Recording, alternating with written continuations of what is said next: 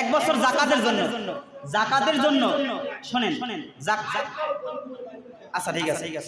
তো যাকাত যদি কথা বললেন না আলোচনার মধ্যে, যদি কোনো কিছু জানার থাকে আলোচনা পরে আমার কাছে বলবেন। তাহলে যদি কেউ একটা বিধান অস্বীকার করে, নামাজের একটা আয়াত যদি কেউ অস্বীকার করে, রোজার একটা আয়াত যদি কেউ অস্বীকার করে, তাহলে সে সাথে সাথে কাফের হয়ে যাবে। যে যদি কেউ রোজা আল্লাহর বান্দার ভুলের কারণে হোক বা কোনো বিপদের কারণে হোক, সে রোজা ভাঙ্গে ফেলায়। যে ব্যক্তি রোজার মাসে যে ব্যক্তির খাবার খায়, এই জন্য বলছে এখানে সকালের খাবার।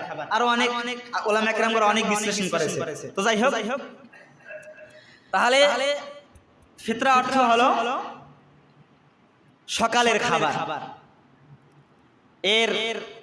এটা হলো মুমিন মুসলমান, নারী পুরুষ ছোট বড় সবার জন্য ওয়াজিব। সবার জন্য কি ওয়াজিব? আব্দুল্লাহ ইবনে ওমর রাদিয়াল্লাহু তাআলা হতে বর্ণিত, আল্লাহর হাবিব সাল্লাল্লাহু আলাইহি ওয়াসাল্লাম বলেন, আমার উম্মতের ভিতরে কৃতদাস মানে গোলাম, কৃতদাস মানে কি গোলাম। ওই জমানায় কৃতদাস মানে বিক্রি হতো, দাস কিনতে পাওয়া যেত। আল্লাহর নবীর জমানায় দাস কিনতে পাওয়া যেত। খাবার কিছু নাই, কি করবে?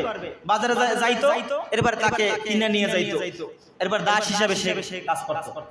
তো এখানে আল্লাহ হাবিব সাল্লাল্লাহু আলাইহি ওয়াসাল্লাম বলেন যে কৃতদাস তার জন্য বলছে, কৃতদাস স্বাধীন নারী পুরুষ ছোট বড় সবার জন্য মাথা পিছু এক সা পরিমাণ খেজুর অথবা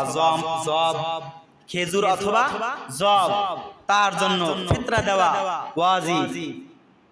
এরপর আল্লাহ হাবিব সাল্লাল্লাহু আলাইহি ওয়াসাল্লাম বলেন যে এই ফিতরা যেন ঈদগাহে যাবার পূর্বে সে আদায় করে।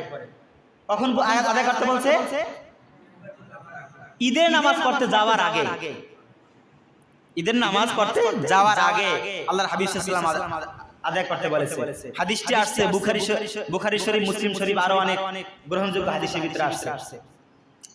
তাহলে এখানে আসেন আমরা আল্লাহর হাবিব সাল্লাল্লাহু আলাইহি ওয়াসাল্লাম কি বলেছে বিশ্লেষণ একটু করে না বললেই নয়।